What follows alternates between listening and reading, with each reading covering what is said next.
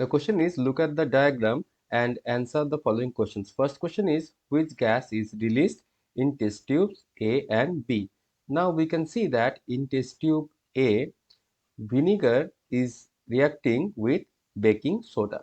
So whenever there is a reaction between an acid and a base, so vinegar, this is acid, and baking soda, that is base, so the products formed are salt and water. But in case of this one, we get one gas, that is carbon dioxide. So in this case we can see baking soda, that is a base, reacting with an acid, that is vinegar. We get sodium acetate as the salt, then water, and carbon dioxide as the gas.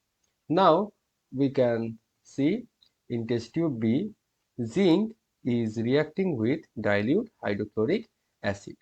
So when zinc reacts with dilute hydrochloric acid, two substances are formed, that is zinc chloride, that remains soluble in the solution, and a gas is formed, that is hydrogen. Now in this reaction, heat energy is released, so this reaction can be considered as exothermic reaction. So we can see zinc, when reacting with hydrochloric acid, we get zinc chloride and hydrogen. Now let's come to the next part of the question, that what tests will you perform to identify these gases? That means carbon dioxide in case of test tube A and hydrogen in case of test tube B. So first, identification of gas evolved in test tube A. Now carbon dioxide gas turns lime water milky. So when the gas comes in contact with lime water, it forms a white solid substance called calcium carbonate, that is CaCO3. This gives the solution milky appearance.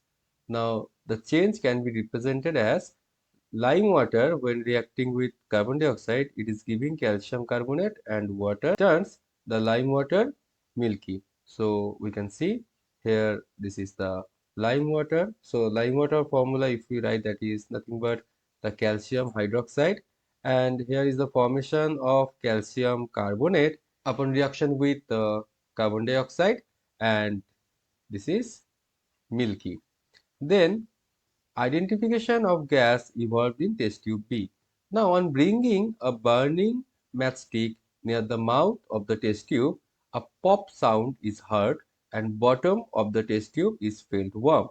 Now, this is because of the fact that hydrogen gas is not supporter of combustion, but it is itself combustible.